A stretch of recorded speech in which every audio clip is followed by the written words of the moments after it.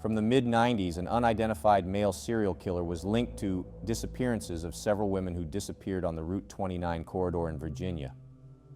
The unidentified male was dubbed the Route 29 Stalker. On Saturday, March 2, 1996, a 25-year-old woman named Alicia Showalter Reynolds left her home at about 7:30 a.m., then traveled from her hometown of Baltimore, Maryland, along U.S. Route 29 in North Virginia to meet her mother, Sadie Showalter, at 10:30 a.m. and spend the day shopping at a mall in Charlottesville, Virginia. Alicia never arrived to meet her mother that day and had disappeared traveling on the road through the Route 29 corridor. When Alicia didn't show up at the mall at around 11 a.m., her mother then called her husband in Maryland, who then alerted the Baltimore Police Department and later the Virginia State Police. A search commenced and a credit card with Alicia's name on it was found on a side street in Culpeper, Virginia. The car she was driving, a white 1993 Mercury Tracer, was found parked about 2 miles south off the Culpeper town limits on U.S. Highway 29 South by Trooper David Rosillo. At about 6 p.m. on the Saturday, she disappeared. Trooper David Rosillo told a news reporter on the Saturday night that there was no evidence that there had been a struggle in or around her abandoned vehicle. He also told a reporter a pair of gloves were found outside the vehicle near the front bumper. State police were able to get Alicia's car started on the Saturday night. A public information officer said the next day that did not mean the car may not have developed problems until it heated up. The officer said a family member most likely supplied the police with a set of keys to start the car. Robert McLeod Sr., a Riva resident, which is in Culpeper County, Virginia, told the Star Exponent on Sunday afternoon that he saw a woman believed to have been Reynolds and an unidentified white male near the vehicle as he was traveling north toward Culpeper between 10:30 a.m. and 10:45 a.m. on Saturday, the day she disappeared. He said a black Nissan pickup truck was parked about 10 feet in front of Reynolds' car and both headed south. Robert McLeod said, "When I topped the hill coming from Riva, I saw a man and woman putting the hood down on the car. I thought maybe it was out of gas." McLeod said as he drew parallel with the car in the northbound lanes, the woman was entering the passenger side of the Nissan truck, and the man, who was wearing what appeared to be dark-colored work clothes, got behind the wheel. "As I went on by, I looked in my rearview mirror and saw the truck pull out onto the highway," McLeod said. He said he didn't know where they went after that.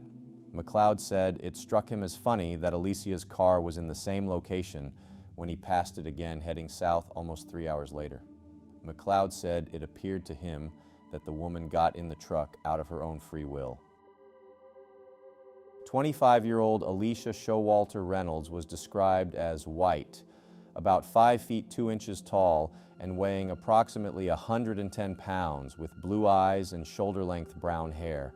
Mrs. Reynolds was a doctoral candidate in pharmacology at the Johns Hopkins University School of Medicine in Baltimore, Maryland.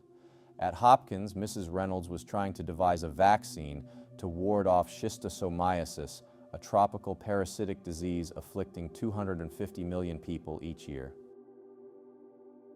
On Thursday, March 7, 1996, Virginia State Police released 2 composite drawings which were from 2 separate descriptions given by 2 Culpeper County women who accepted a ride from the man after he flagged them down on U.S. Highway 29.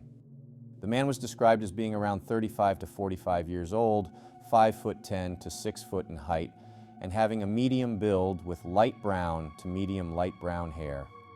He was described as wearing jeans and a flannel or striped shirt, and he may have been growing a beard, mustache, or both.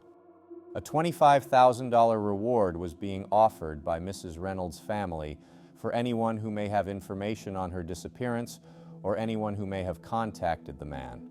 The man would follow women in his dark pickup truck on Route 29, then shout at them and blow his horn from his driver's seat, telling them to pull over, claiming there was something wrong with their car. He would then get out of his truck after they pulled over to check on their car, to examine it, and then tell them what mechanical problems he had found on the car. He then would offer to take them to the nearest phone in his truck. He would be nice to some of the women and not so nice to others. The 2 women who helped describe him for the 2 composite drawings were not harmed, and the man took them where they wanted to go and did not try to harm them. The man later described as the Route 29 Stalker, stopped more than 20 women after they came forward and told police after Alicia's disappearance on US 29 near Culpeper by convincing them that they had car trouble. Until Alicia's disappearance, none were believed to be harmed, police said. The vehicle the unidentified man was driving was described as a dark-colored, late-model Nissan pickup truck with stripes, chrome bumpers, and wheels. Along with the other two drawings created from descriptions of two women who encountered the man, another drawing was also created of a man involved in a similar incident in Prince William County, Virginia, where a woman was assaulted. Virginia State Police were also investigating that incident because of its similarity to the other reports. On Friday, March 8, 1996, Alicia Showalter's sister and twin brother placed a bundle of gold and navy blue ribbons where her car was found about 2 miles south of the town of Culpeper. They both hoped Alicia was still alive and that she'd be returned to them unharmed. At 8 p.m. on Friday, March 8, 1996, Alicia Showalter Reynolds' parka jacket was turned over to the Virginia State Police after it was found by a Madison County woman on Saturday, the 2nd of March, in the roadway on State 626 between Route 29 and Route 231, 100 yards west of a small pond. The area is about 15 to 17 miles from where Alicia's abandoned car was discovered on Route 29 south of Culpeper on March 2nd.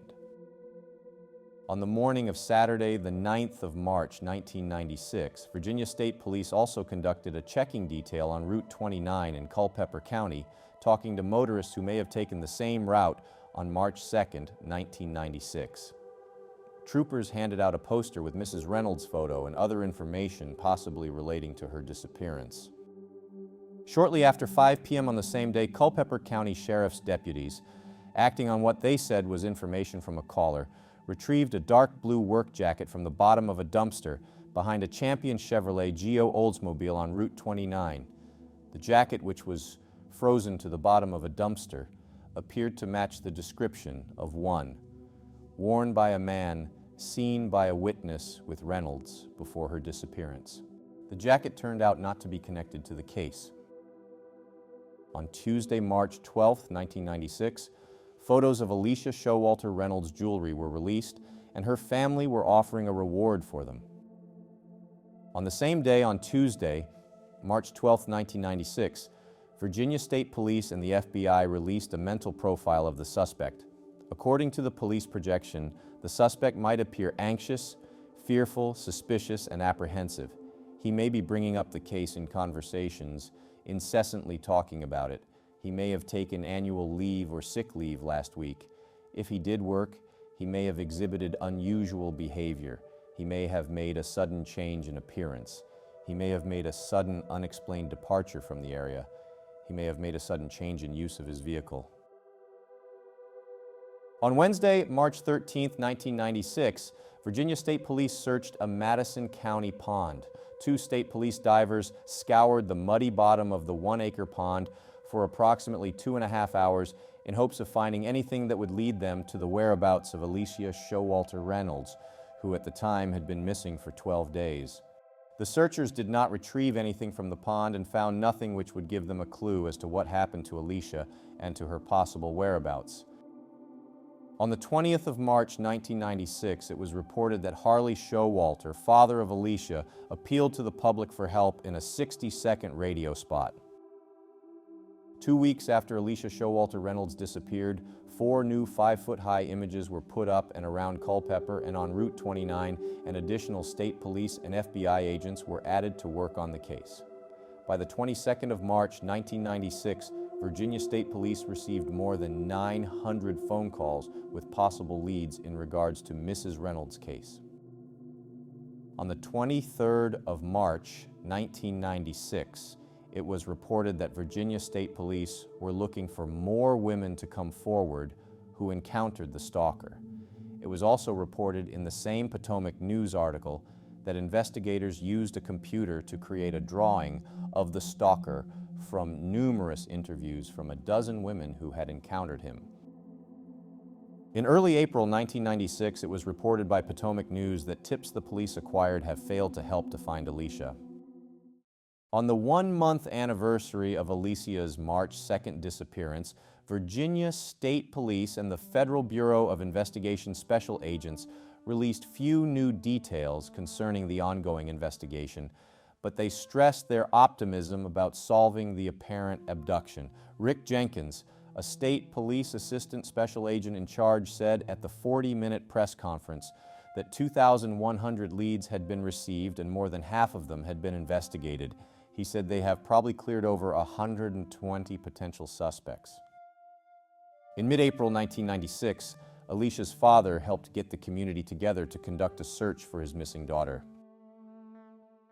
On April 29, 1996, the Richmond Times-Dispatch reported a 30-year-old woman was forced to drive at gunpoint from Alexandria to Richmond, Virginia on the morning of Friday, the 26th of April. The gunman tried to rape the woman in Richmond, where her car had run out of gas, according to the police report. He started taking her clothing off, and the victim ran into a school bus depot. She was able to flee from her captor at about 2 p.m. on Friday.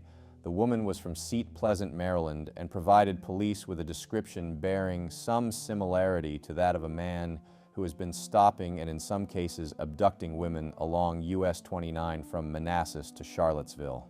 The FBI said it was too soon to say if Friday's Interstate 95 incident was related to those on the US 29. On April 30th, 1996, the Richmond Times-Dispatch reported that the search, which was organized by Alicia Showalter Reynolds' father, was to occur between May 1st and May 13th, 1996. The 2-week effort would pave the way for the combing of public land on May 18th. A Saturday, the group involved designated Alicia Showalter Reynolds Day. It was May 1996 and 2 months had passed, and Alicia's mother and father, Sadie and Harley Showalter, still hadn't given up hope of the possibility that their daughter was still alive. In early May 1996, a letter was sent in to the editor of the Culpeper Star-Exponent suggesting that the Shenandoah National Park should be looked at as a potential area where Alicia might be found if the May 18th search doesn't lead to closure of her disappearance. At 3 p.m. on Tuesday, May 7, 1996, a man working in Lignum in Culpeper County, Virginia, noticed buzzards circling something on land owned by the Gladfelter Timber Company and decided to check on what had attracted their attention. When approaching the remains, the man's first impression was that they were those of an animal. Upon closer inspection, he determined they were human, and he immediately contacted the state police. Investigators arrived on the scene 2 hours later. On the morning of Wednesday, May 8, 1996, authorities told Harley Showalter the remains were his daughter, and the boots, dress, and rings on the body were those his daughter wore when she disappeared on March 2nd. An autopsy later in the day confirmed the skeletal remains found in the shallow grave were the remains of 25-year-old Alicia Showalter Reynolds. The authorities refused to say how, when, and where she was killed. Her face has been part of our newscast for 2 months. Tonight, a family finally knows their daughter, Alicia Showalter Reynolds, is dead. Good evening, everybody. I'm Charles Fishburne. And I'm Angie Miles. We thank you for joining us. Autopsy results are in tonight on a body found in Culpeper. The remains have been identified as those of Alicia Showalter Reynolds. These aerial pictures now show you exactly where Reynolds' body was discovered. The shallow grave is covered by a tarp. This part of Culpeper is remote and wooded, but logging crews just clear-cut here. Given the circumstances, it's not surprising it took 2 months to find the body. We have 4 reporters working this story. We begin with Michelle Mowry, who has been on the story from the beginning. She is live in Culpeper with details of the discovery. Michelle?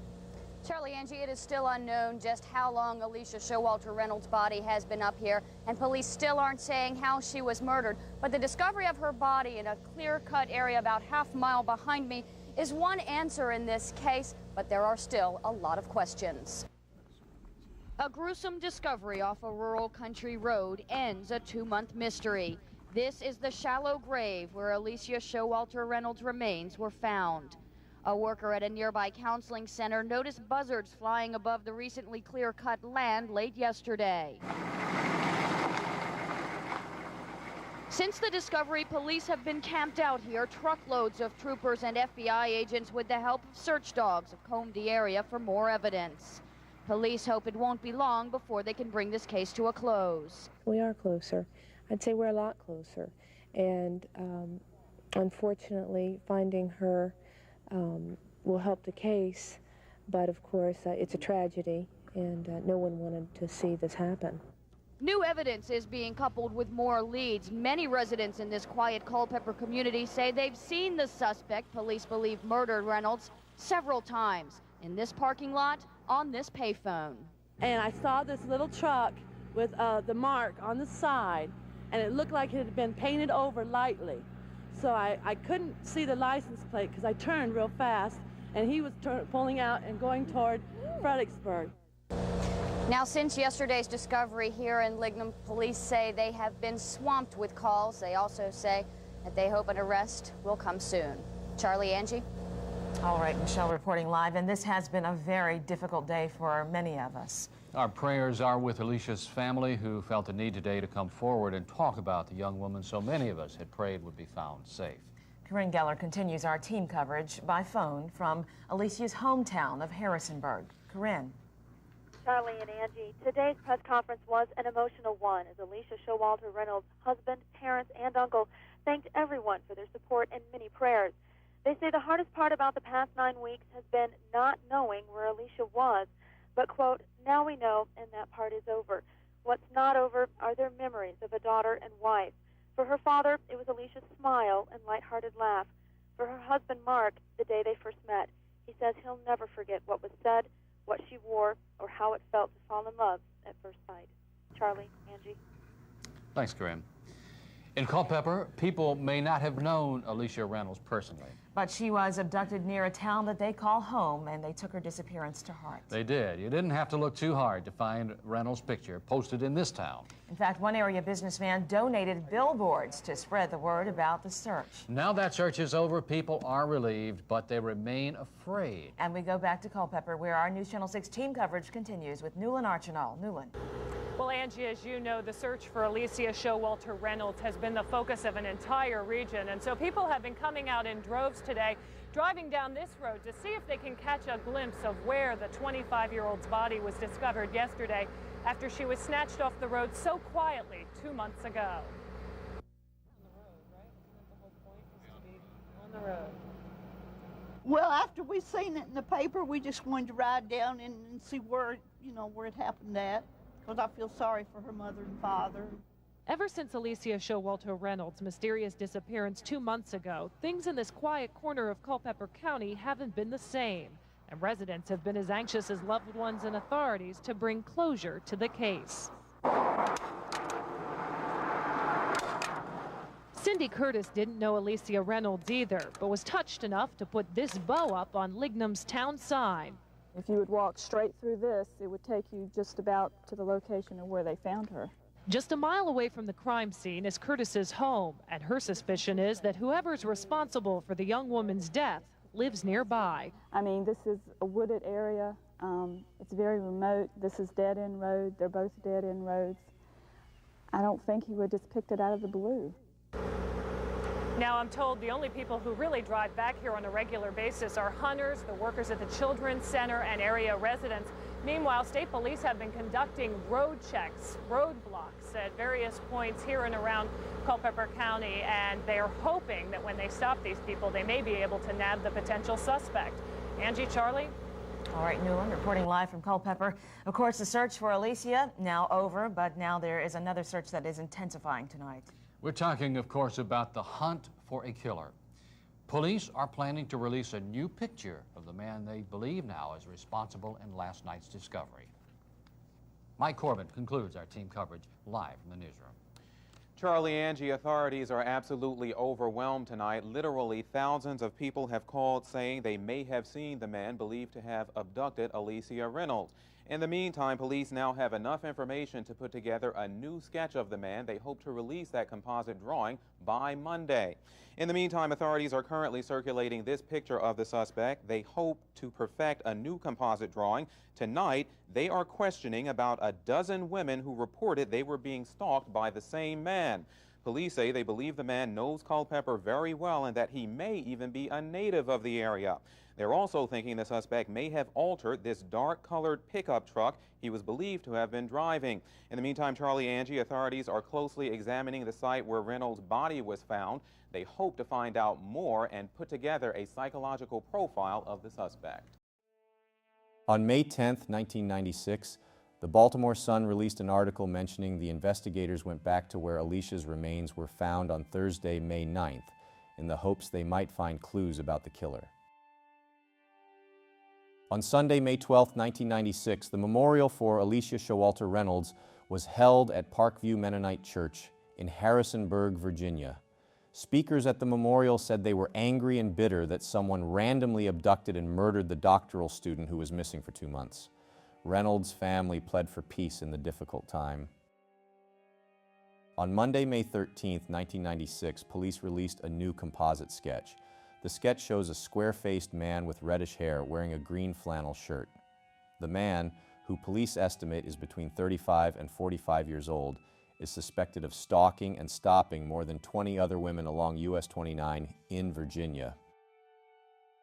On the 18th of May, 1996, the Roanoke Times reported a 36-year-old man from Covington, Virginia, had his vehicle searched in a search warrant in relation to the abduction and murder of Alicia Showalter Reynolds.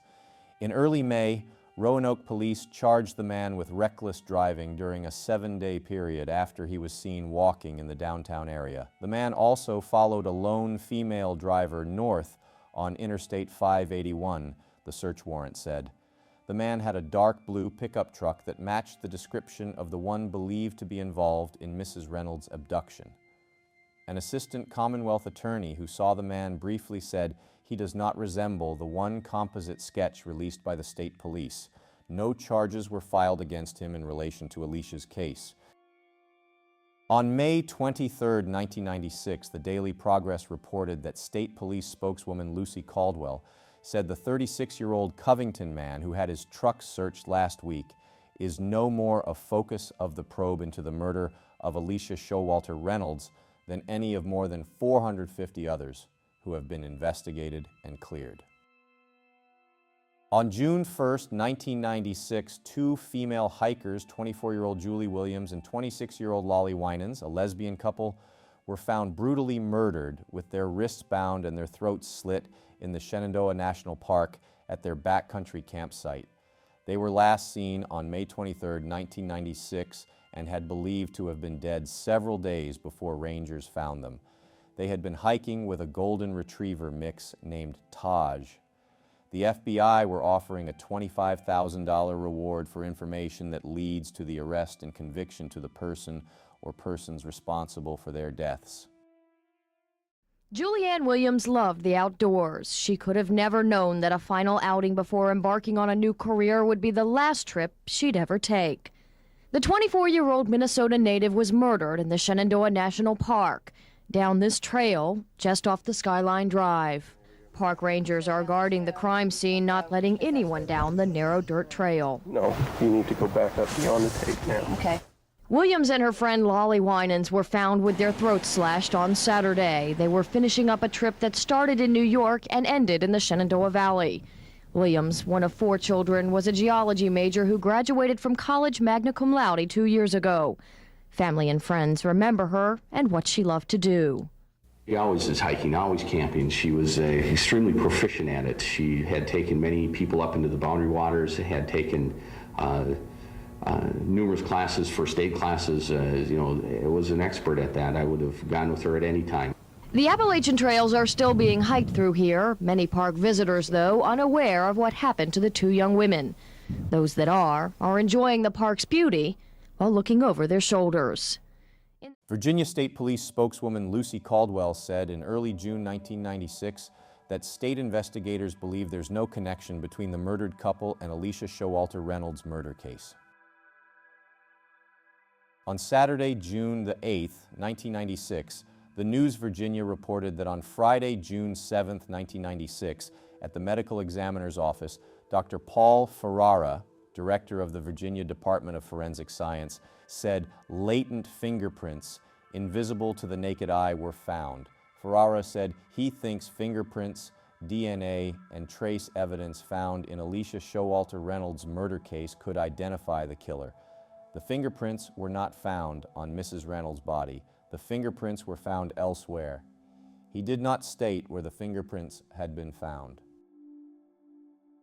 On the 18th of June, 1996, it was reported by the News Virginian that the Virginia State Police said there is no reason to believe an incident which occurred in Spotsylvania County at just before midnight on June 11th, where a man tried to open a woman's car door when she was at an intersection on a dark back road is connected to the slaying of Alicia Showalter Reynolds. On July 3, 1996, the Roanoke Times released an article about Susan Traxel, a woman who climbed from domestic violence and homelessness to graduate with honors from Radford University. In the photo in the article, she is seen with an inflatable Sam, a driving companion decoy, which was a security measure Susan Traxel suggested in her seminars, designed to help women avoid crime. Susan Traxel believed Alicia would be still alive if only she had the chance to talk to her. On July 11, 1996, it was reported by the News Virginian that the autopsy conducted on Alicia Showalter Reynolds' remains was inconclusive and could not give an answer to her cause of death. Virginia State Police spokeswoman Lucy Caldwell declined to say on Wednesday, July 10th, as to why the cause of death could not be determined. On the morning of Sunday, July 14, 1996, 74-year-old church organist Thelma Brown Scroggins was found dead by her fellow parishioners at her Lignum home in Culpeper County, Virginia. Her 1990 Ford Ranger pickup truck was taken from the scene. The truck had a dark green top and tan bottom with a matching green camping shell on its back. A dark-colored lady's purse with a strap containing a driver's license and other personal papers. The scene of her murder was about 2 miles from where Alicia Showalter Reynolds' body was found in May off Route 681 in a remote logging road in Lignum. On Thursday, July 25, 1996, a composite sketch was released of the suspect. The sketch shows a suntanned white male with a light mustache, a light-colored cap, a nose stud, a gold chain, and a loop earring in his left ear. Police said the suspect appears to be in his early 20s and may have rings on his right hand. The composite was based on 7 confirmed sightings of the man driving Scroggins' 1990 Ford Ranger 4-wheel drive pickup truck, which is green with a tan trim on the bottom. The police believe the suspect removed the truck's matching green camping shell. Its Virginia license plate number was CT67. On August 16, 1996, the Culpeper Star exponent reported that Thelma Scroggins' 1990 Ford Ranger pickup truck was found by a local citizen parked in a wooden area while he was out scouting game trails for the upcoming hunting season. Culpeper County Chief Investigator Lieutenant David Carter would not reveal the exact location of where the truck was found at the request of residents of the area. The investigators claimed they do not believe Alicia Showalter Reynolds' case is related or involved the same killer as Thelma Scroggins' case. On Monday, September 9, 1996, 16-year-old Sophia Marlene Silva from Spotsylvania County disappeared from her front step, leaving behind her school papers and an open can of soda. On Wednesday, September 18, 1996, 20-year-old Ann Carolyn McDaniel disappeared from the town of Orange, Virginia. She was last seen leaving a group home that primarily housed mentally handicapped people.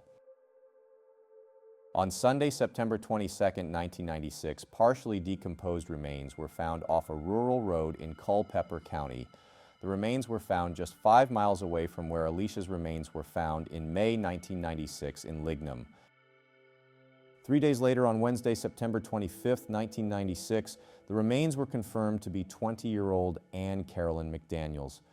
A state forensic dentist determined the remains to be hers. Ann Carolyn McDaniel was last seen leaving the President Madison Inn in Orange after reportedly telling a fellow resident at the assisted living facility she had a date. Ann was reported missing on the 19th. Early speculation that the remains were that of missing 16-year-old Sophia Silva were dispelled after an autopsy on Tuesday, the 24th. Ann Carolyn McDaniel's body was found badly burned in Botna, Virginia. She was the third murder victim and third woman in 4 months to be found in Culpeper County. The locals speculated a serial killer was in their midst. On October 8, 1996, the Culpeper Star Exponent reported a missing 14-year-old girl named Amanda Dawn Butler had returned home on Friday, October 4, 1996, to her Madison County home. She was unharmed.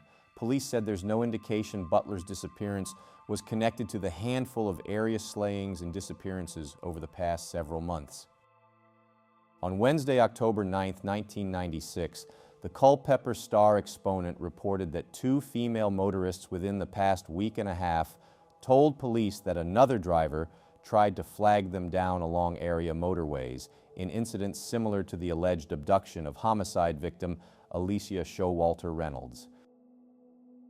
On Monday, the 14th of October, 1996, the decomposed remains of 16-year-old Sophia Marlene Silva were discovered in a watery grave off Route 3 in King George County, making her the 4th female to be found dead along the corridor in the past 5 months.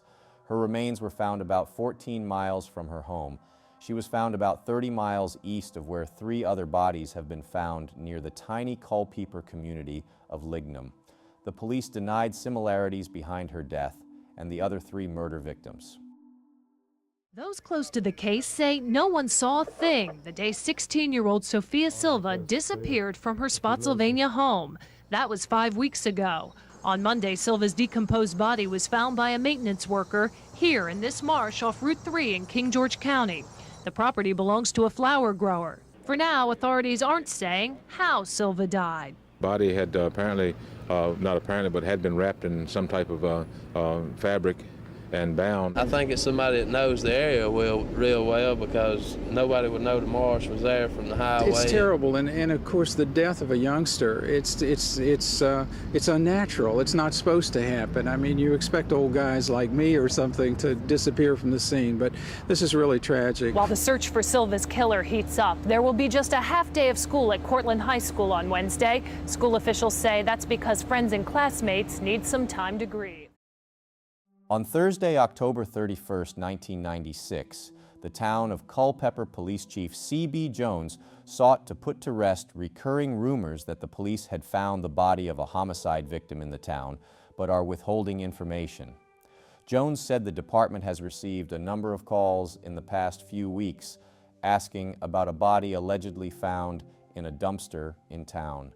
The Culpeper Star Exponent had also received calls concerning the supposed discovery.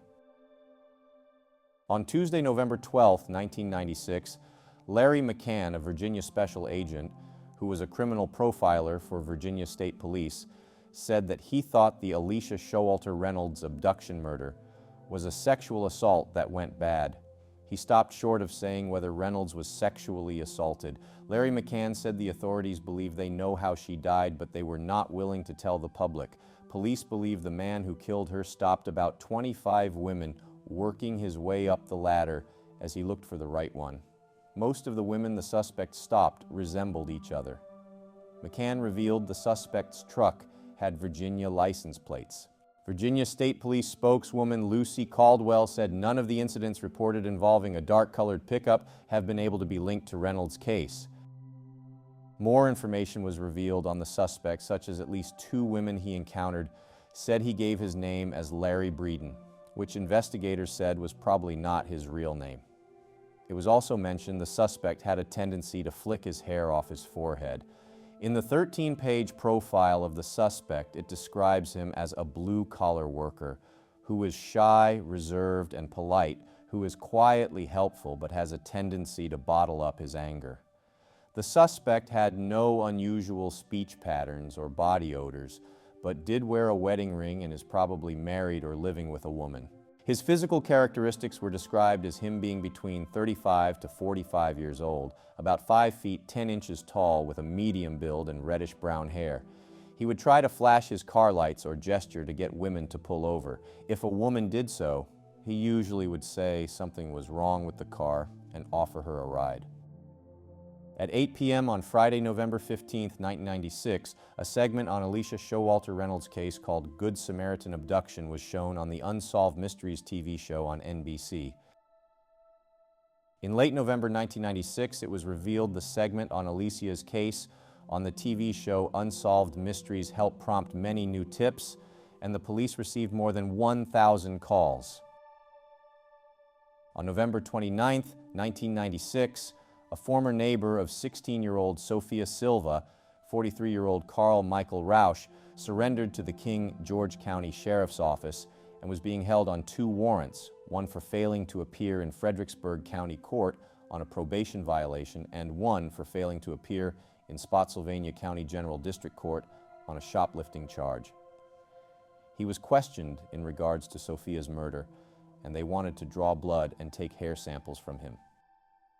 It was reported that at 6:50 a.m. on Monday, January 13, 1997, a 33-year-old woman pulled over her disabled car on US 250 in Nelson County near the top of Afton Mountain.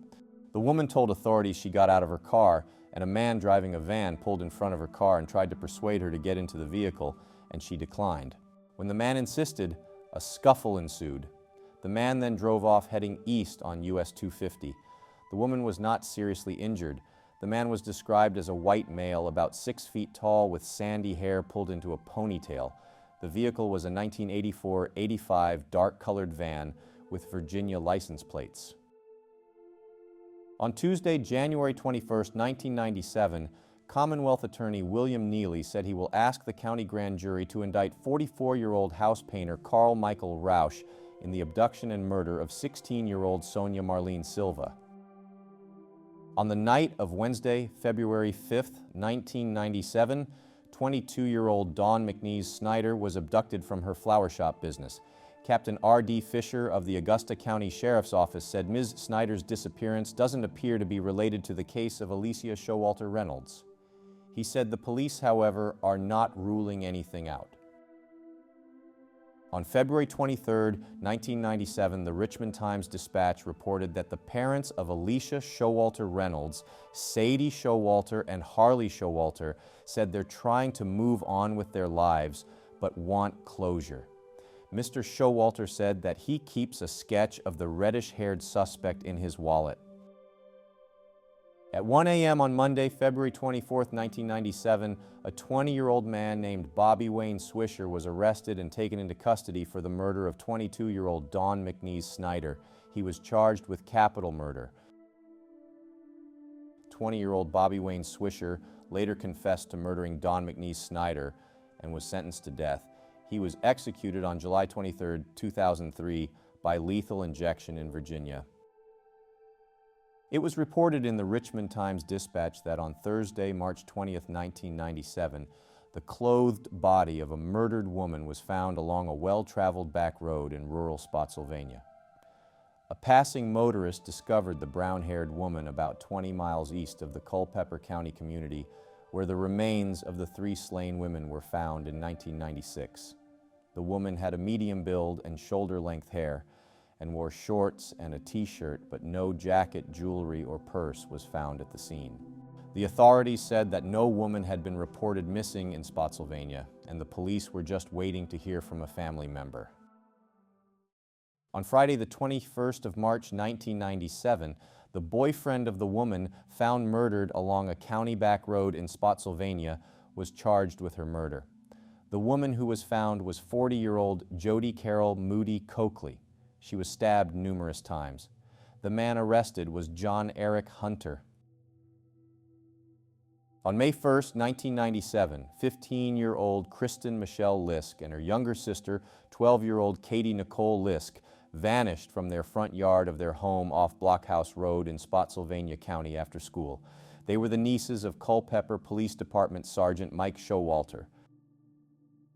More than 300 people, most of them volunteers, including members of the military, joined on May 3, 1997 to find the missing sisters. At 2:30 p.m. on Tuesday, May 6, 1997, after arduous attempts to find them, a Virginia Department of Transportation employee made a tragic discovery. The Lisk sisters, 15-year-old Kristen Michelle Lisk and 12-year-old Katie Nicole Lisk were found murdered.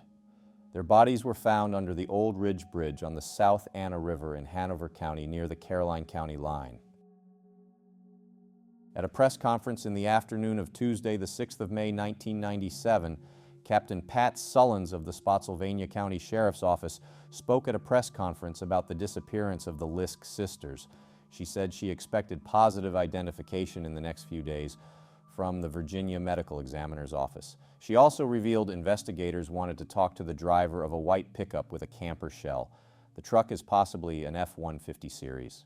A witness told police the truck spotted Thursday had a blue reflective line on the tailgate, chrome wheels and oval windows in the camper shell.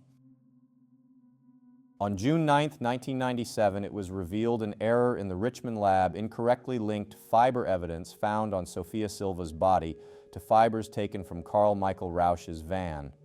An abduction charge was later dropped against Rausch after the murder charge was dropped against him in February. The examiner who botched the Sophia Silva evidence quit their job. Investigators also came to believe that the same killer was connected to the murders of the Lisk sisters and Sophia Silva due to similarities from the crime scene after investigators originally claimed they were not connected. 44-year-old Carl Michael Rausch was in prison when the Lisk sisters were murdered.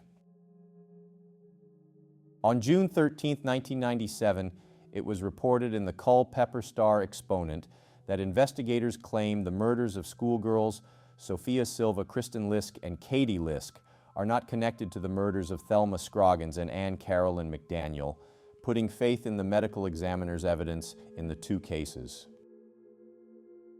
On July 9, 1997, 29-year-old Darrell David Rice of Columbia, Maryland was arrested after attempting to abduct a female bicyclist riding on Skyline Drive in the Shenandoah National Park. On the night of Friday, July 25, 1997, 38-year-old Michael Allen Jett from Colonial Beach, Virginia, was arrested on an abduction charge at his workplace in Loudoun County by Loudoun Sheriff's deputies after they received a tip. On Wednesday, July 23, 1997, a 44-year-old woman told police she was walking down the highway when a man with a large beer belly in a bronze pickup stopped her and struck up a conversation. When she refused a ride from him, he forcibly put her in his truck and drove her to the end of Cherry Hill Road at the edge of the Potomac River. There, she was able to escape from the vehicle and flag down a passing couple who drove her to safety. Michael Jett was charged with abduction with intent to defile and sexual battery.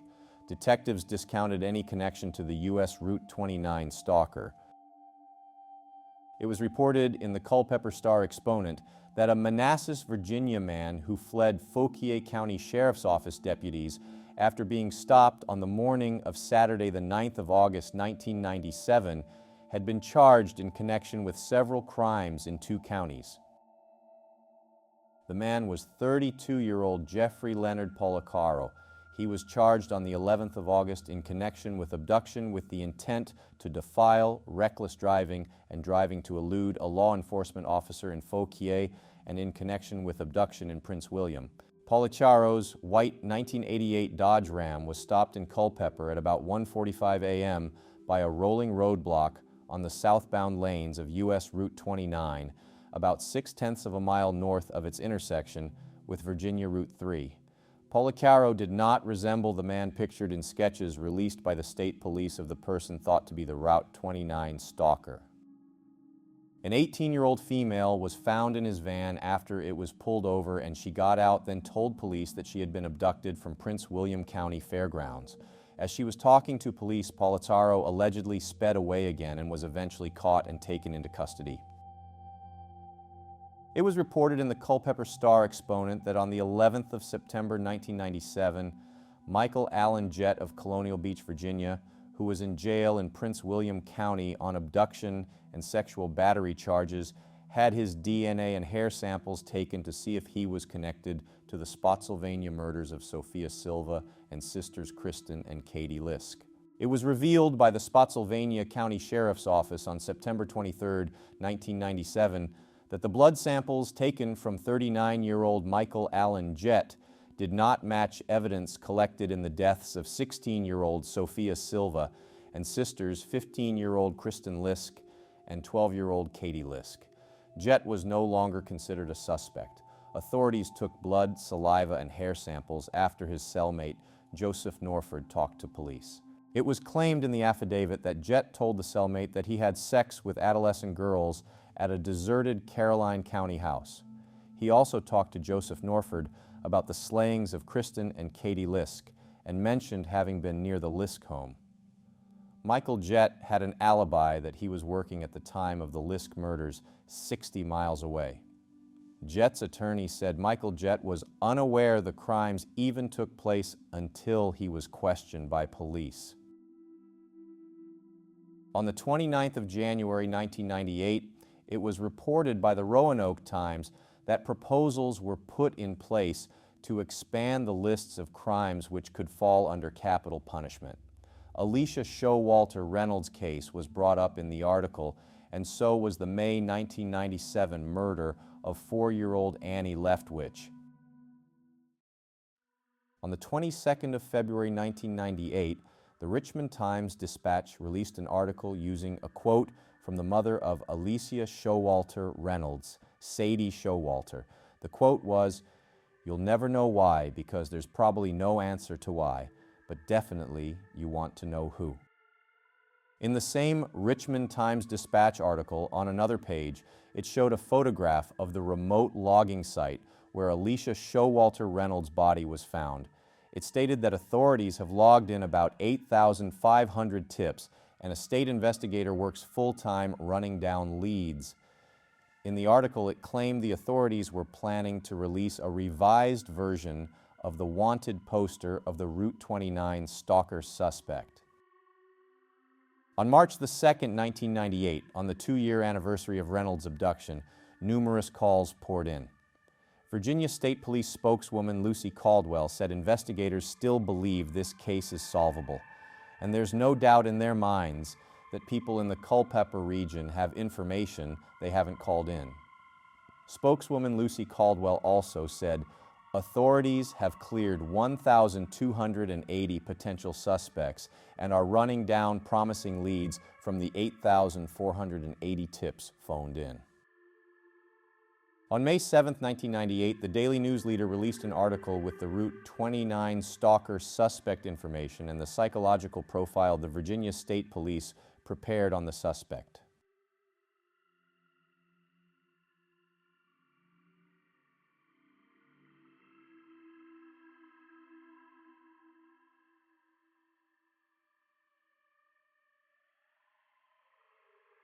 On Thursday, March 11, 1999, after pleading guilty to the attempted abduction charge in September 1998, 31-year-old Darrell David Rice was sentenced to 11 years in prison for trying to abduct a Canadian woman who was riding her bicycle through the Shenandoah National Park. At the sentencing, his victim, Yvonne Malbasha of Ottawa, testified that Rice forced her off Skyline Drive with his pickup truck on July 9, 1997. Then tried to force her into the truck. Rice drove away after Yvonne tried using her bicycle as a shield to keep him away from her. After Rice drove away, he turned around and drove his truck directly at her several times, forcing her to take cover behind a fallen tree and thwarting her attempts to escape on her bicycle. Darrell Rice admitted to removing his license plates on his truck after spotting Malbasha and then replacing them right after the attack. He also admitted to changing his shirt after the attack, but his victim, Yvonne Malbasha, was able to identify him and the truck. On the 12th of October 1999, Culpeper County authorities said they have pinpointed a viable suspect in the 1996 slaying of elderly church organist 74-year-old Thelma Scroggins. Authorities said the suspect in the shooting death of 74-year-old Thelma Scroggins poses no threat to the community, but declined to elaborate. They would not say if the suspect was already in jail on other charges or whether the person simply lives elsewhere. On the 11th of December 1999, it was reported in the Culpeper Star-Exponent that a family member of the 1996 murder victim Thelma Scroggins may know who committed the crime and may not want the case solved. Culpeper County Lieutenant Deputy Sheriff David Carter mentioned a promising lead to a viable suspect ended up being a dead end. In October 1999, investigators went to Florida to investigate the lead, interviewed a former Culpeper resident who was there serving time in jail. When investigators returned from Florida, new information dashed hopes of an immediate arrest. In March 2000, it was reported by the Culpeper Star exponent that Culpeper County Sheriff's investigators are renewing their efforts with the formation of 2 investigative teams to make arrests in the Ann Carolyn McDaniel murder case and the Thelma Scroggins murder case, both of whom were found dead in 1996. On Friday, March 24, 2000, the Daily Progress reported that the Nelson County Sheriff's Office issued a statewide warning advising officers to look out for a man who passed himself off as an undercover officer in an attempt to lure a woman into his car on Wednesday, the 22nd of March. 8 residents called the sheriff's office the day after reporting that they had similar brushes with the faux officer. The police impersonator was described as a white male about 35 years old with a beard who was 6 foot tall and was wearing a white uniform shirt, dark pants, and dirty white sneakers. The woman he tried to lure into his car was skeptical due to his sneakers, and she threatened to call 911. That's when the suspect took off down US 29. The suspect was driving an unmarked white car, either a Ford Crown Victoria or Chevrolet Caprice. On May 18, 2000, the Culpeper Star exponent released a report that 3 men were arrested in the murder of 74-year-old Thelma Scroggins. The 3 men arrested were 19-year-old Michael Wayne Hash of Mineral, Virginia, 20-year-old Eric Glenn Weekly of Madison, Virginia, and 22-year-old Lee Cloby of Berwick, Pennsylvania. The 3 men, Jason Cloby, Eric Weekly, and Michael Hash, were later considered not connected to the murder of 74-year-old Thelma Scroggins after 2 of the men were convicted, then later exonerated. Jason Cloby was tried and acquitted. The 3 men were known as the Culpeper Three. On June 20, 2000, a 43-year-old man named Ernest John Brooks, senior of Locust Grove, Orange County, Virginia, was arrested after encountering a police officer. Brooks was pulled over in his vehicle, which had a police siren, spotlight, and strobe light. The car also contained a baton. He wore a shirt bearing the Virginia state insignia. A bag of women's clothing was found in Brooks' car trunk. The bag contained a wig, a dress, underwear, bra, pantyhose, and several types of makeup. In July 2000, after serving 18 days in jail because he was suspected of impersonating a police officer, Ernest John Brooks Sr. walked out of jail after pleading guilty to misdemeanor charges that he possessed police equipment. 43-year-old Ernest John Brooks was jailed because police and other law enforcement agencies suspected he might be linked to recent reports of a man impersonating a police officer near the Albemarle County-Nelson County line. After Brooks' release from jail, he was no longer linked to the incident which occurred there in March 2000 involving the report of a police impersonator.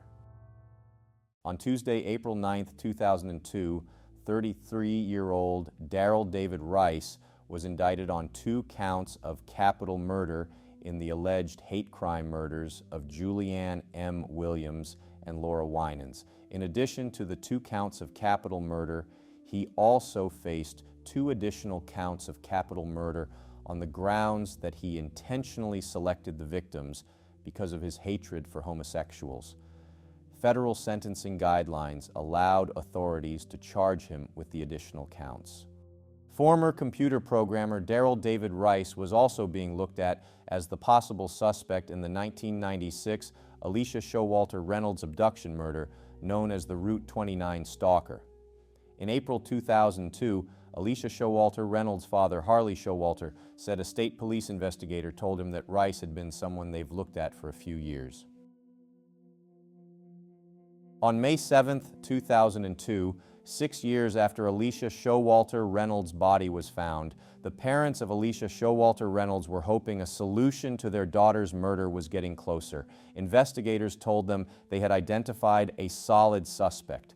Alicia's father said that he and his wife will not speculate if it's the man who was facing 4 counts of murder, Darrell David Rice.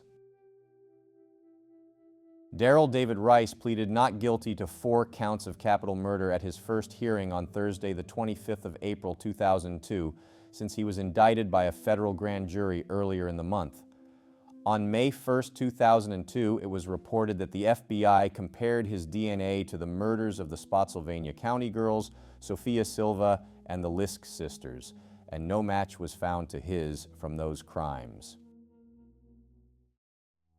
On Monday, June 24, 2002, a 15-year-old girl named Kara Robinson was forcefully taken from her friend's front yard in Columbia, South Carolina, by a man who held a gun to her neck, after he pretended to try to sell her magazines.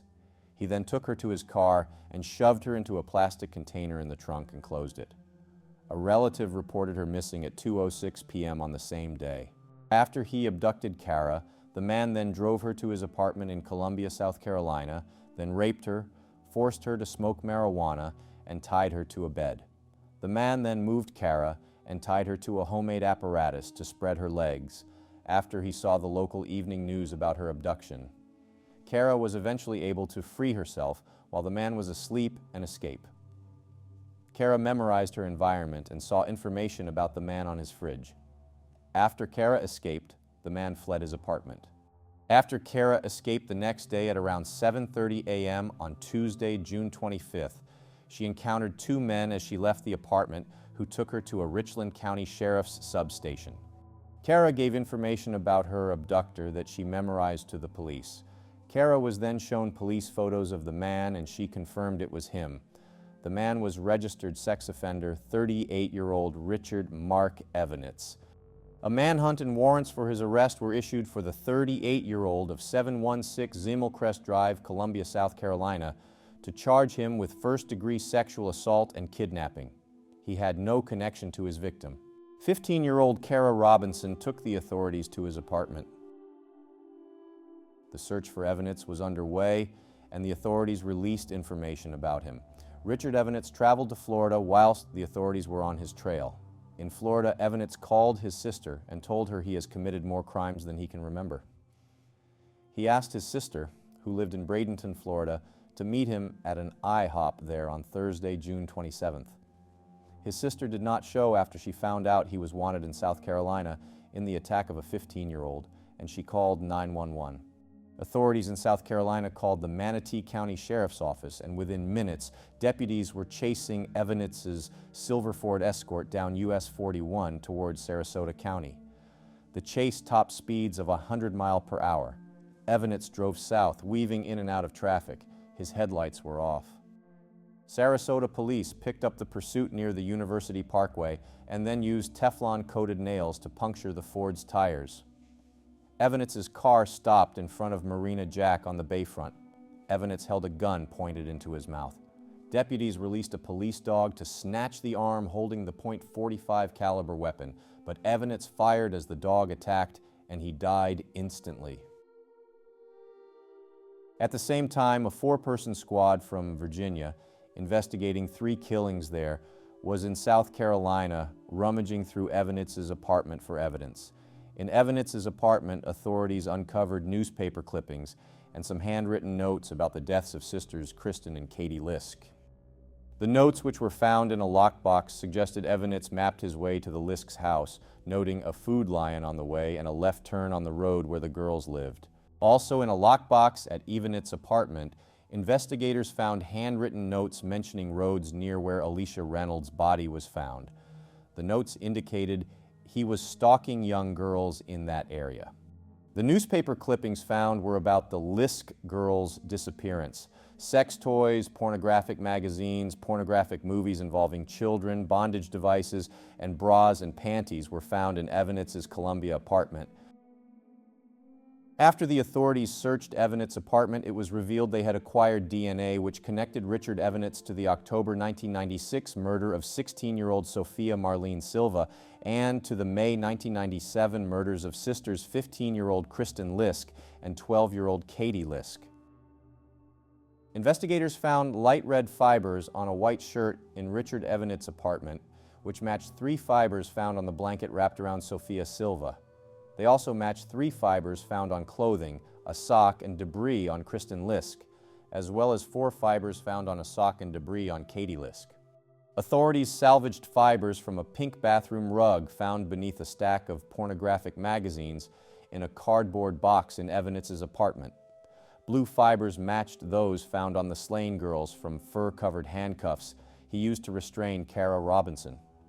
Pink fibers were found inside Sophia Silva's blanket. Her body was wrapped in, which matched the ones taken from Evanet's apartment. The FBI laboratory also were able to recover a fingerprint and a palm print, identified as being from Kristen Lisk, inside the trunk hood of the Ford Taurus that Evanet drove while living in Spotsylvania and South Carolina. Authorities also couldn't exclude Evanet as the source of hair found from Katie Lisk's sock through mitochondrial DNA testing. On February 9, 1987, an arrest warrant was issued for Evanet for a lewd, lascivious act in the presence of a minor child. At the time, Evanet was in the Navy. Evanet returned to port after a mission and was sent immediately to the hospital for hepatitis. After spending 5 days in the base hospital, he was released to the police. The offense occurred in Clay County, Florida. He was sentenced to 3 years probation for the offense. According to the police report, Evanet said he had a problem with masturbating in front of girls. When he feels the urge, he drives around looking for a girl about 18, 19 years old, short in height and has brunette hair. Evanet admitted to being drunk during the incident, which occurred on January 3, 1987, where he pulled up beside a 15-year-old girl in his car and masturbated while she walked her 3-year-old sister down the street. He pleaded no contest to the conviction. Evanet's probation included an order to undergo psychosexual counseling. Court records indicated no probation violations. It's unknown the level of counseling he got around that time. The incident caused him to be demoted from Petty Officer 3rd Class to Petty Officer 2nd Class in the Navy. As of July 2002, the authorities wanted to know as much about Evanet as they could and were trying to see if there were any similar crimes connected to him in North Carolina, Georgia, Texas, and Florida. Investigators said there was seemingly no evidence to connect Richard Evanet to the 1996 murder of Alicia Showalter Reynolds. Investigators said they could find no forensic evidence to tie him to her murder. It was reported in the Daily Progress on September 30, 2002, that informants spoke with Darrell Rice at a Petersburg prison and a jail in Albemarle County. Papers filed by the prosecution in U.S. District Court in Charlottesville quoted Rice as saying, "Julianne Williams and Laura Winans deserved to die because they were lesbian whores." Fred Heblish, a veteran criminal defense attorney defending Rice, said that the prosecution's evidence appeared to depend in large part on snitch testimony. Prosecutors claimed Darrell Rice's motive for the murders were his hatred for women and lesbians. Darrell Rice's defense attorney, Fred Heblish, also told a reporter that there appeared to be no forensic evidence that ties Darrell Rice to the murders of the lesbian couple from what he had seen from the discovery.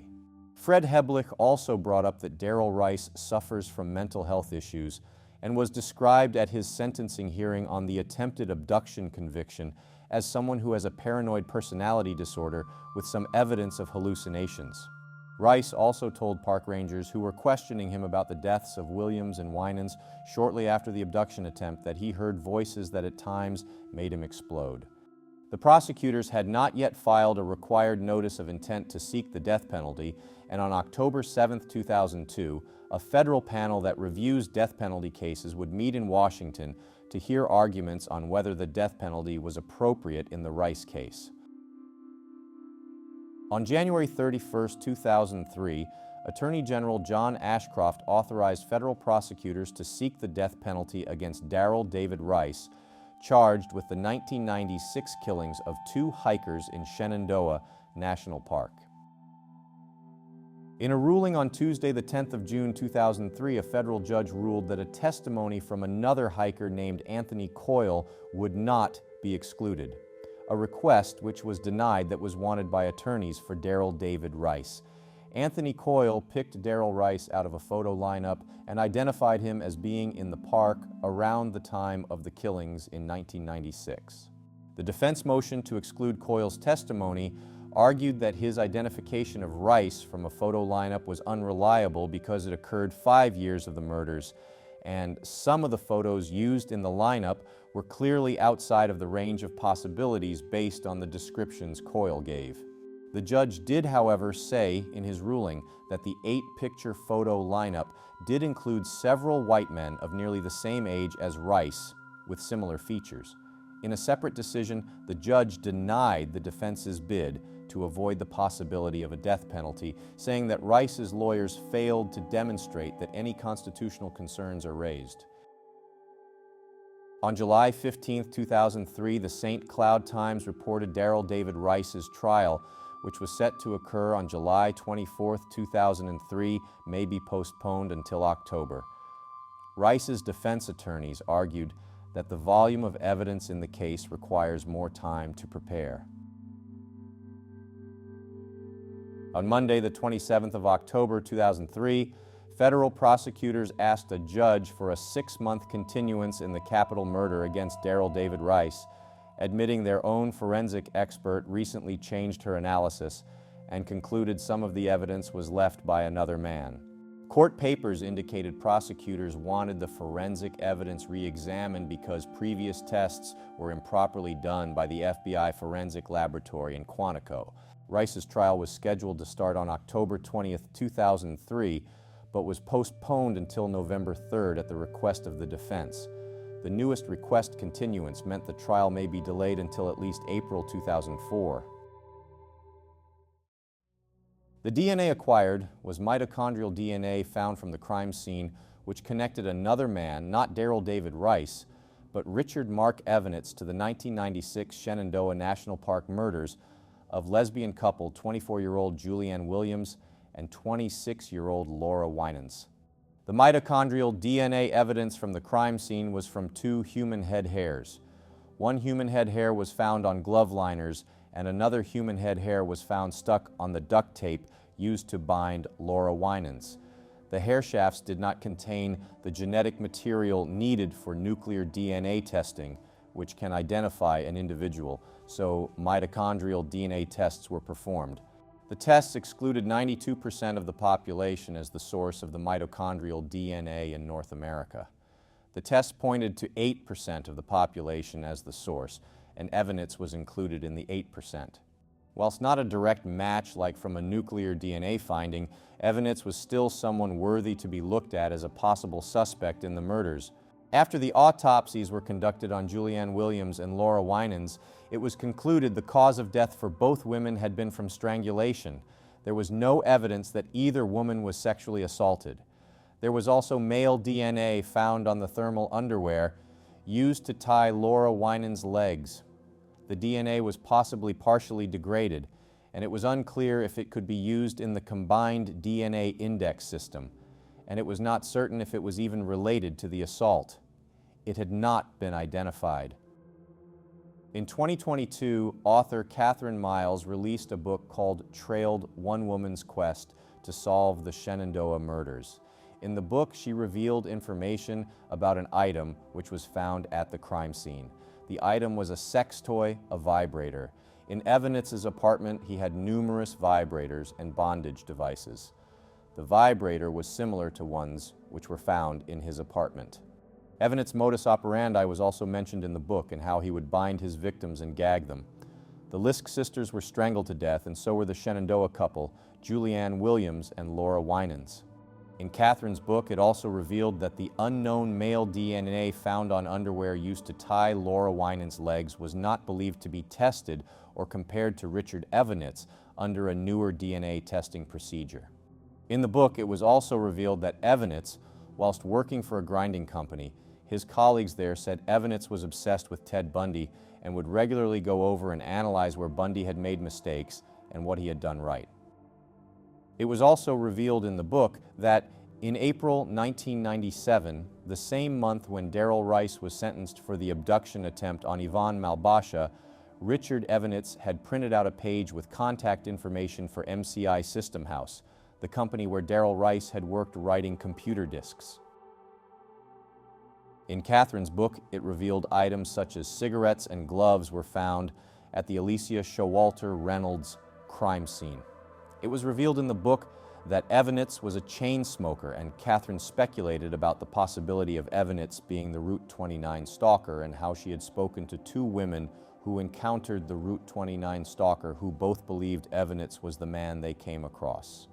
Catherine also claimed in her book she had tried to get information from investigators in regards to crime scene evidence from the Ann Carolyn McDaniel crime scene and the Thelma Scroggins crime scene, such as the size of duct tape and how it could compare to items Evanitz had used, which were similar. On February 7th, 2004, the Roanoke Times released an article reporting that federal prosecutors said on Friday, February 6, 2004, that they will drop capital murder charges against him and pursue new leads in the case. The federal prosecutors changed their stance on Rice because of the new evidence revealed in regards to the mitochondrial DNA in connection with Richard Evanitz. U.S. Attorney John Brownlee said in a statement requesting that the case against Rice be dismissed without prejudice. The request meant the federal prosecutors did not want the case against him to be dismissed forever. On Wednesday, February 25, 2004, prosecutors dropped the capital murder charges against Darrell David Rice in the murders of Julianne Williams and Laura Winans. The charges were dropped without prejudice, which meant the government would still be allowed to continue investigating Rice and charge him again in the future. After the capital murder charges against Darrell David Rice were dropped, Virginia state prosecutors were pursuing charges of abduction with intent to defile, robbery, and malicious wounding in the February 26, 1996 attack on a 38-year-old woman named Carmelita Shomo. The incident occurred in Prince William County. Prince William Commonwealth's attorney Paul Ebert said he thought Darrell Rice might be the Route 29 stalker. In June 2004, he was indicted on the charges for the 1996 abduction in Prince William County by a Prince William County grand jury. In August 2004, attorneys for Darrell David Rice sought a change of venue for his abduction trial to be moved from Prince William County because the Prince William Commonwealth's attorney, Paul Ebert, had publicly labeled Rice as the Route 29 stalker. Defense attorney Claire Cardwell said Rice will plead not guilty. The trial date was set for December 6, 2004. On Wednesday, the 15th of December 2004, during the pre-trial hearing to Rice's abduction trial, Darrell Rice's defense attorneys mentioned the existence of DNA evidence which could clear Rice of suspicion in the murder of Alicia Showalter Reynolds. Judge William Hamblin ordered prosecutors to turn over evidence by December 30th. Hamblin postponed the hearing until January 11, 2005. Federal prosecutor Tom Bondurant said that there is no evidence linking Rice to Reynolds.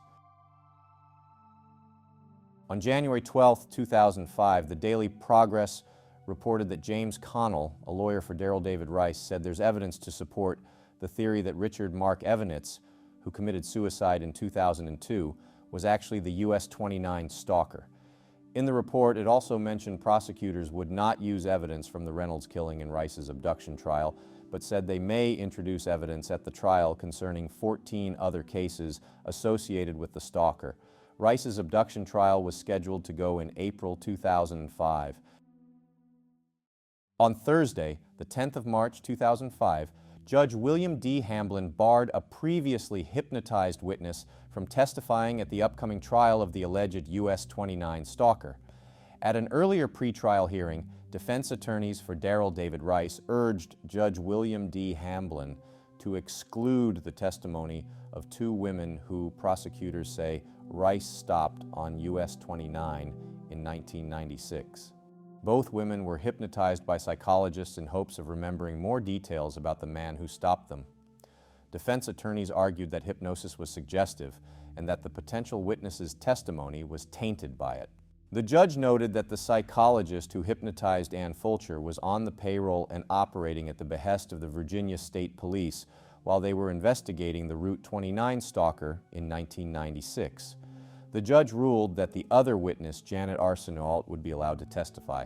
Arsenault went to a private psychologist for her hypnosis session. Hamblin also noted that there was clear and uncontradicted evidence that Arsenault had not been shown any pictures of Rice prior to her picking him out of a photo lineup in 2002. Therefore, her identification was not tainted by the hypnosis, Hamblin ruled. On Tuesday, April 5, 2005, during a pretrial hearing, Rice's attorneys requested the trial be pushed back. Afterward, defense attorney Claire Cardwell said they are receiving additional information about the case from Virginia State Police, information that Circuit Court Judge William D. Hamblin ordered prosecutors and state police agents to turn over at an earlier hearing. At the pretrial hearing, prosecutors asked Judge Hamblin to allow testimony of Rice's alleged hatred of women during the trial. Commonwealth attorney Paul B. Ebert said the information would be very helpful to the jury, who would likely start questioning what type of man Rice is. The jury is going to wonder why this guy does what he does, Ebert said. He tells an inmate he only did these things on acid. Ebert wanted to use evidence from a jailhouse informant. Carmelita Shomo and several other women were expected to testify at Rice's trial, which was postponed again for the April date and was then scheduled to begin in August. On Monday, August 22, 2005, Daryl David Rice's abduction trial started. 37-year-old Daryl David Rice was charged with the attempted abduction of Carmelita Shomo on Dumfries Road in Manassas, Virginia. In the opening statement, Assistant Commonwealth's attorney, James Willett, told the jury he isn't sure if Rice is responsible for the 1996 series of attempted abductions along US 29 that culminated with the murder of Alicia Showalter Reynolds. Rice's defense said they would call women stopped by the Route 29 stalker to testify, and that those women will say Daryl David Rice was not the man who accosted them. Assistant Commonwealth Attorney James Willett said in the opening statement that in February 23, 1996, Carmelita Shomo left her job at the Manassas Mall and headed toward her home in Quantico. After she turned onto Dumfries Road, a truck pulled up behind her car, flashing its lights and signaling for her to pull over. Shomo pulled over and rolled down her window. A man got out of the truck and told her sparks had been shooting out from underneath her car. The man offered Shomo a ride home, and she accepted. A few miles down the road, he pulled over near a stoplight in Montclair, Shomo testified. The man grabbed her hair and forced her head into his lap, demanding her purse. She gave it to him and they started fighting, Shomo said. During the struggle, she was struck in the chest with a screwdriver, Shomo said. She bit her attacker and made a desperate attempt to get away. Carmelita Shomo said she was finally able to get out of the truck, but became tangled and caught in a seat belt and was then dragged for several feet while the man started to pull away. She was then found 45 minutes later by former park ranger Jeff Pinkard and was taken to hospital and stayed there for 24 hours and was treated for a broken ankle. Carmelita Shomo was asked if Daryl David Rice was her attacker, and she pointed him out, saying she was 100% sure that Rice was the man who attacked her. Carmelita Shomo broke down in tears after pointing Rice out. Defense attorney Claire Cardwell questioned her on the details of what she told police after the attack, and she repeatedly said she didn't remember. Shortly after the incident, she was shown photos of possible suspects. Shomo selected a photograph of a state trooper. Private investigators also showed her a photo of Richard Mark Evanitz, which the defense claimed she had said Evanitz was the attacker, which the prosecution denied. Daryl Rice's attorney, James Connell III, claimed Shomo picked 3 other men as the assailant from photographs, including Evanitz. Rice's defense attorneys also accused Shomo of passing bad checks in North Carolina, which she said was untrue, but evidence was shown to suggest otherwise. After the prosecution rested its case, defense attorneys continued to try and prove that Rice wasn't the Route 29 stalker. They called State Trooper Gary Chaffin to the stand. Chaffin said he saw a man pulled over by the side of the road several times in early 1996, about the same time the US 29 abductions were taking place. Each time, the man had used his black Nissan truck to pull over a woman, and then told her something was wrong with her car.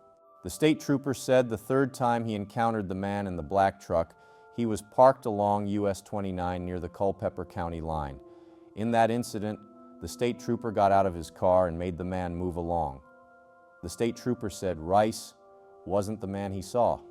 However, the state trooper said the man in the black Nissan truck bore an 80% resemblance to an artist's rendering of the Route 29 stalker made based on the testimony of another woman who was pulled over along US 29. Prosecutors backed away from attempting to claim Darrell David Rice was the Route 29 stalker. On Wednesday, August 24, 2005, the abduction trial of Darrell David Rice ended prematurely after prosecutors struck a deal with him. The charges in relation to the attempted abduction of Carmelita Shomo in February 1996 were dropped. In his plea deal, Rice pleaded guilty to a lesser charge of unlawful wounding. 38-year-old Darrell David Rice entered an Alford plea, meaning he does not admit guilt, but acknowledged prosecutors have enough evidence to convict him. After the trial ended, Darrell David Rice said to the judge that he'd like to express that he was not guilty of the crimes I was indicted for or other crimes I was detained for. Rice was given a 14-month prison sentence for his guilty plea, but would serve that time concurrently with a prison sentence he was already serving. Darrell David Rice's scheduled release date was July 17, 2007. On the evening of the 18th of December 2005, a suspicious house fire occurred which was classified as a homicide. Receptionist 37-year-old Cheryl Ann Warner was the victim in the fire. Her former husband, Lonnie Warner, said his ex-wife was on the phone with her father, John Embry, shortly after 7 p.m. Sunday when a stranger knocked on the door. The man said his car had broken down and he needed to use the phone. Cheryl Warner, who went by Sherry, was alone in the house, told her father she would call back after the man used the phone. When she didn't answer phone calls from family members, they dialed 911 and deputies were dispatched at 7:43 p.m. The 37-year-old mother of 3 had been tied up, shot in the head, and hung from the ceiling with an electrical cord. The fire had been started by the killer or killers in an attempt to hide evidence. The fire had caused little damage. The crime took place within sight of where Alicia Showalter Reynolds was abducted on March 2, 1996. Culpeper County Sheriff H. Lee Hart downplayed the coincidence and said it was a sad irony that the two crimes took place so close to each other.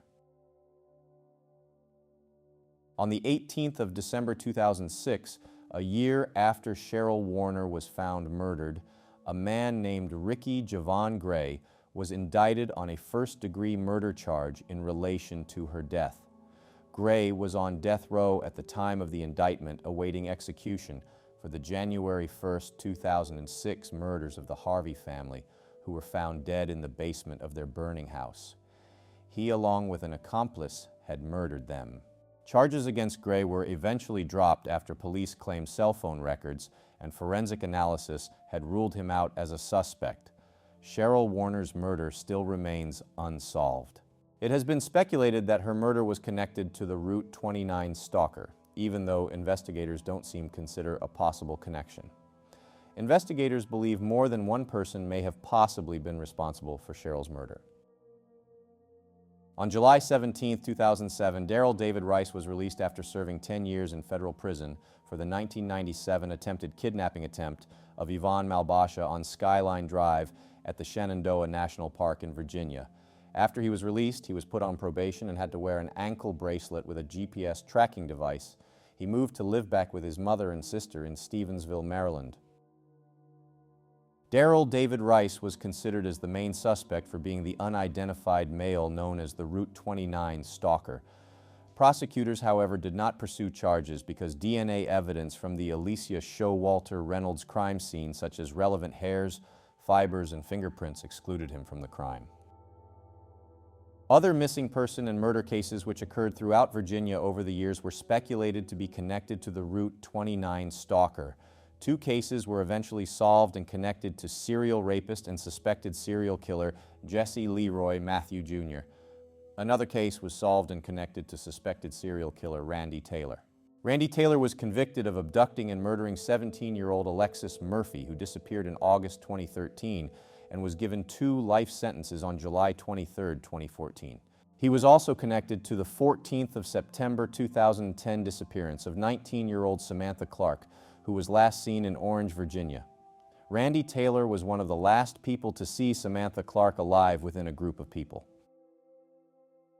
Randy Taylor, once suspected of being the Route 29 stalker, bore a similarity to the latest sketch of the unidentified male. He was not, however, believed to be the man sought after by investigators. Police claimed they have nothing linking him to the Alicia Showalter Reynolds case, and he was in prison when Reynolds was murdered. In 2022, news reports were released speculating the idea of the possible connection between Richard Mark Evanitz and the July 6, 1988 murder of 12-year-old Sarah Cherry, which occurred in the town of Bowdenham in Maine. Question marks had arisen in November 2022 when it was revealed that the man convicted of her murder, Dennis DeShane, had been excluded from DNA found on the bra worn by Cherry, one of the sticks used to violate her, and a bandana used to gag her. He, however, could not be included or excluded from DNA found on 3 other objects. At the time of Sarah Cherry's murder, Richard Evanitz was living in Portland, Maine, about 33 miles away from Bowdenham. The murder of Sarah Cherry fit Richard Evanitz's modus operandi, and DeShane's defense team wanted more DNA testing done, as they believe he has been wrongly convicted.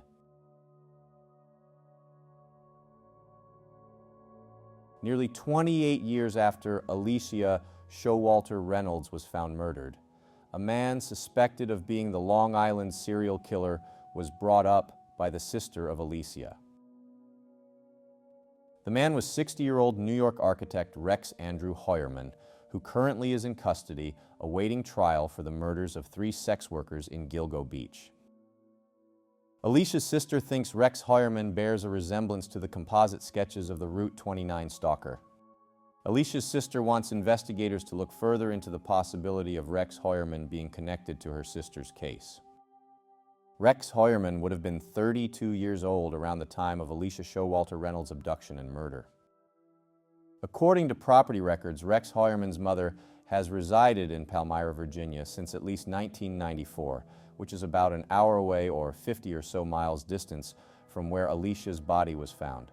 Rex Heuermann also admitted in an unrelated lawsuit to traveling to visit his mother in Virginia. Could Rex Heuermann have committed murders in Virginia? Sure, it's possible. I'm not sure if he is the Route 29 stalker, though. Investigators could rule him out or in via evidence acquired from the Alicia Showalter Reynolds crime scene. Rex Heuermann is quite a large man and physically imposing, standing at 6'4" with a heavier set build, although his hairstyle is similar to the hairstyle in some of the sketches.